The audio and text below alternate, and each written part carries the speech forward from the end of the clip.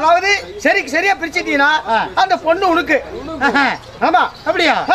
கணக்குல பயங்கரமா அந்த கணக்கு போட்டு நீ பிரிச்சுட்ட உனக்கு அந்த பொண்ணு உனக்கு தான். கணக்கு வாத்தியாரே என்கிட்ட கஷ்டப்படுறாரு. அப்படியா? அப்பேற்பட்ட கணக்காளி நானு.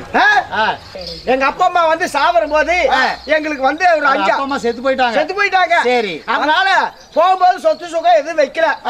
ஒரு 5 ஆடு மட்டும் கொடுத்துட்டு போயிட்டாங்க. ஆமா. அதனால அந்த 5 ஆடு சரியா பிரிக்கணும் உங்க 2 பேருக்கு. எங்க 2 பேருக்கு. அதாவது விற்கவும் கூடாது, அதாவது அறுக்கவும் கூடாது, உசுரும் போக கூடாது, மசுரும் போக கூடாது. ஓ 2 பேருக்கு சரியா பிரிக்கணும். ஆமா. இந்த ஆள்னால முடியாது. நாம 2 பேருமா புடுங்கிறதுக்கு போலாம். என்னது மசுறு புடுங்குவா? இல்லனா கல்லக்கா புடுங்கிறது போறோம். எனக்கு கணக்கு போறதுக்குள்ள அதுக்குள்ள அவசரப்படுற.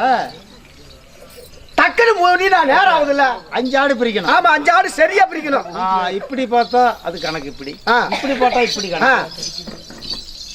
ஏல படிக்கிந்திவே. இரு. பிரிக்கிறேன். எப்படி? பாப்பா ஓய் இந்த பக்கம் வந்துட்டேன். இப்படி வா. வந்துட்டேன். வேகமா நட. இந்த பக்கம் ஒண்ணா. இந்த பக்கம் வா.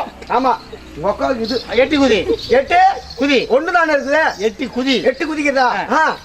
நல்லா கேட்டுக்கங்க. 5 ஆடும் பிரிக்கணும். பாபா உன் தங்கச்சி நடந்தாலும் சரி, சரி, ஓடினாலும் சரி, ஓடி வந்தாலும் சரி, வேலை வெடி செஞ்சாலும் சரி, படுத்து தூங்கினாலும் சரி, உன் தங்கச்சி எங்க போனாலும் சரி, செத்து சுடுகாடு போவரிலும் உன் தங்கச்சிக்கு 2 ஆடும். எப்படி எப்படி? உன் தங்கச்சிக்கு 2 ஆடும். தங்கச்சிக்கு 2 ஆடும். நீ நடந்தாலும் சரி, ஓடினாலும் சரி, ஓடி வந்தாலும் சரி, படுத்து தூங்கினாலும் சரி, வேலை வெடி செஞ்சாலும் சரி, நீ செத்து சுடுகாடு போவரிலும் உனக்கு 3 ஆடும். எனக்கு 3 ஆடு. உனக்கு 3 ஆடும். உன் தங்கச்சிக்கு 2 ஆடும். மொத்தம் 5 ஆடு. அருமையான கணக்காளி.